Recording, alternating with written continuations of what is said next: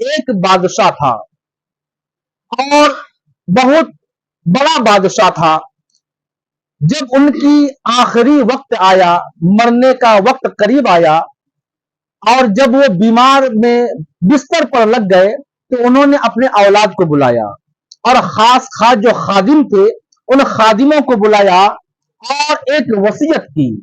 وصیت کیا کی کہ جب میرا انتقال ہو جائے, جب میں اس دنیا کو الوداع کہہ دوں, میری روح میرے قبر سے انصاری سے پرواز ہو جائے تو مجھے قبر مجھے جو ہے قبر کے سپرد نہ کرنا, مجھے مٹی نہ دینا, زیر خاک دفن نہ کرنا. کہا کہ کیا کیا جائے آپ کے ساتھ؟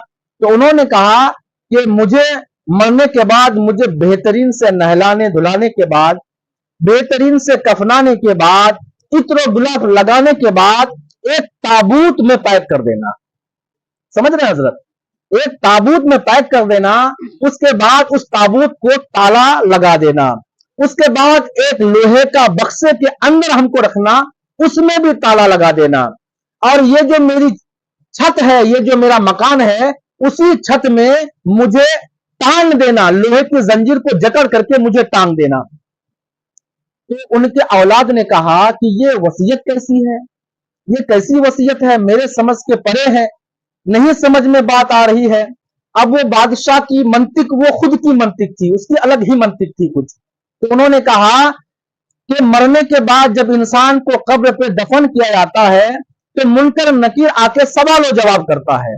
جب مجھے زمین کے خاک کے سپرد نہیں کیا جائے گا تو میرا جو سوال جواب نہیں ہوگا, منکر نکیر میرے پاس نہیں آئیں گے. یہ ان کی منطق ہے.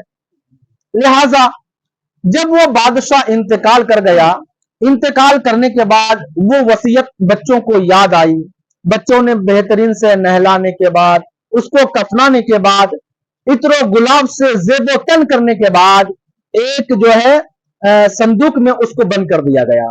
اس کے بعد اس کو تالا لگا دیا گیا. تالا لگانے کے بعد پھر ایک بکسے میں اس کو اندر رکھا گیا, لوہے کی بکسے میں, پھر اس کو تالا لگایا گیا. پھر کافی لوگ مل کر کے اس کو جو ہے بہترین لوہے کے کڑے میں اس کو باندھ کر کے چھوڑ دیا گیا. جیسے تیسے کر کے شام بیت گئی. اب رات کا وقت آیا. جب رات کے 12 بجنے کے بعد کیا سنتے ہیں کہ کسی شخص کی رونے کی آواز آ رہی ہے, چلانے کی آواز آ رہی ہے, اور اتنی شدید اس کی عذاب میں درد ہے کہ بیان کرنے سے زبان قاصر ہے. کس طریقے سے وہ رو رہا ہے. لوگ جاگ گئے, آنکھیں کھل گئی, نیند سے بیدار ہو گئے. لوگوں نے سوچا یہ کس کی آواز آ رہی ہے. تو جب لوگوں نے اپنے ذہن کو دوڑایا, کان کو ایک طرف مطمئن کیا, تو دیکھا کہ فلاں جگہ سے آواز آ رہی ہے. لہذا اور گاؤں کے لوگ سب کوئی آئے.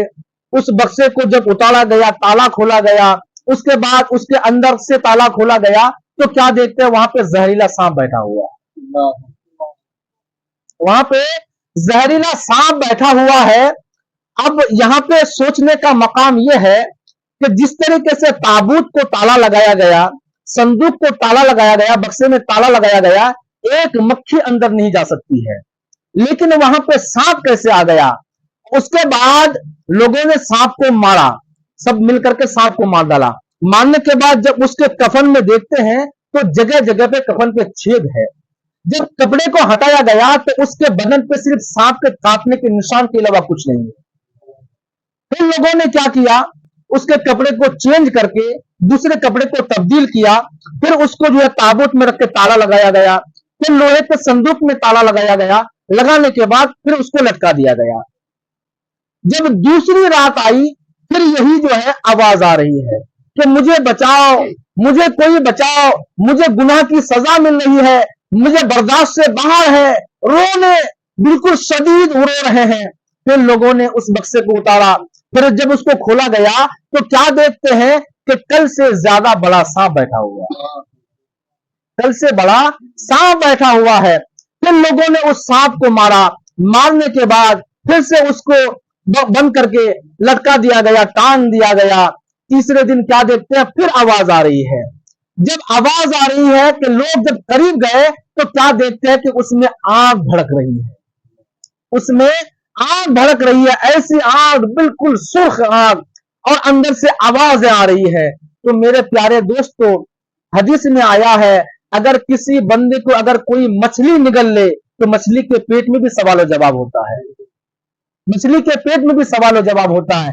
یہ نہیں کہ ہم مر گئے تو ہم کو جلا کر کے مجھے راکھ کر دیا جائے, راکھ کو ہوا کے حوالے سے پرواز کر دیا جائے تو ہم بچ جائیں گے. ایسا بھی واقعہ بہت, میں جانا نہیں چاہتا ہوں. کہنے کا المختصر کہنے کا مطلب یہ ہے کہ ہمیں قبر میں جانے سے پہلے وہاں کی تیاری کر لینی چاہیے. ہمیں مرنا ہے, آپ کو مرنا ہے, یہ سب کوئی جانتے ہیں مرنا ہے, لیکن ہماری تیاری کچھ نہیں ہے, ہماری تیاری کچھ نہیں ہے. تو ہمیں تیاری کرنی ہے کہ مرنے کے بعد اگر ہم تیاری کر لیں گے شریعت مطہرہ پر, ہم ہمیشہ ہمیشہ کامزن رہیں گے, شریعت مطہرہ کے تحت ہم چلیں گے تو یہ دنیا میں بھی کامیابی ملے گی اور حشر کے میدان میں بیڑا پار ہو جائے گا. السلام علیکم ورحمۃ اللہ.